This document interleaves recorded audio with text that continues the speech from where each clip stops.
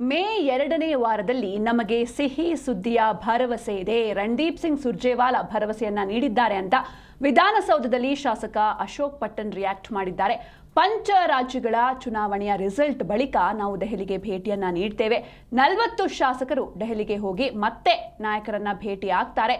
ಸಂಪುಟ ಪುನರಚನೆ ಆಗಲೇಬೇಕು ಎಂಬುದು ನಮ್ಮ ಆಗ್ರಹ ಅಂತ ವಿಧಾನಸೌಧದಲ್ಲಿ ಶಾಸಕ ಅಶೋಕ್ ಪಟ್ಟಣ್ ರಿಯಾಕ್ಟ್ ಮಾಡಿದ್ದಾರೆ. ನಾವು ಈಗ ಹೋದಾಗ ಸುರ್ಜೇವಾಲಾ ಅವರು ಮೇ 2nd ವೀಕ್ ಆ 3rd ವೀಕ್ ಒಳಗೆ ನಿಮಗೆ ಒಂದು ಸಿಹಿ ಸುದ್ದಿ ಕೊಡ್ತೀನಿ ಅಂತ ಹೇಳಿದ್ದಾರೆ. ನಾವು ಕಾಂಗ್ರೆಸ್ ಅಧ್ಯಕ್ಷರಾದಂಥ ನಮ್ಮ ನಾಯಕರಾದಂಥ ಮಲ್ಲಿಕಾರ್ಜುನ್ ಖರ್ಗೆ ಸಾಹೇಬರು ಮೀಟ್ ಮಾಡಿದ್ವಿ. ಅವರು ಕೂಡ ಆಯಿತು ನಮ್ಮ ಗಮನ ತೆಗೆದು ಆದಷ್ಟು ಶೀಘ್ರವಾಗಿ ನಿಮ್ಮದೆಲ್ಲ ಮಾತಾಡ್ತೀವಿ ರಾಹುಲ್ ಗಾಂಧಿ ಅಂತ ಅವರು ಕೂಡ ಹೇಳಿದ್ದಾರೆ.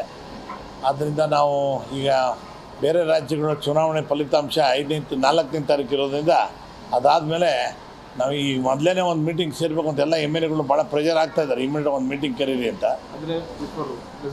ಬಿಫೋರ್ ರಿಸಲ್ಟ್ ಕರೀರಿ, ಆಮೇಲೆ ರಿಸಲ್ಟ್ ಆದಮೇಲೆ ನಾವೆಲ್ಲ ಒಟ್ಟಿಗೆ ಹೋಗೋಣ ಒಂದು 40 ಜನ ಅಂತ ಮಾತಾಡ್ತಾ ಇದ್ದೀವಿ. ಇದನ್ನ ಡಿಸೈಡ್ ಮಾಡಲಿ ಯಾವ ಡೇಟ್ ಹೋಗುವಂತ. ಬಟ್ 4ನೇ ತಾರೀಕು ಆದಮೇಲಂತೂ ಫಸ್ಟ್ ವೀಕ್ ಆದಮೇಲೆ 2nd ವೀಕ್ ಅಂತೂ 100% ನಾವು 40 ಜನ ಹೋಗ್ತೀವಿ. ನಾವು ಸಂಪುಟ ಪುನರಚನೆ ಮಾಡಬೇಕು ಅಂತ ನಾವು ಒತ್ತಾಯ ಮಾಡೇ ಮಾಡ್ತೀವಿ.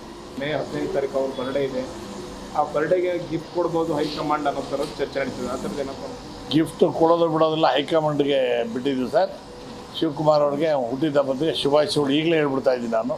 ದೇವ್ರು ಒಳ್ಳೇದು ಮಾಡಲಿ ಸರ್. ಈಗ ಸುಧಾಕರ್ ಅವರು ಆರೋಗ್ಯ ವಿಚಾರದ ಬಗ್ಗೆ ಕುಮಾರಸ್ವಾಮಿ ಅವರೊಂದು ಹೇಳಿಕೆ ಕೊಟ್ಟಿದ್ದಾರೆ. ಏನು ಹೇಳಿಕೆ ನೋಡಿಲ್ಲ.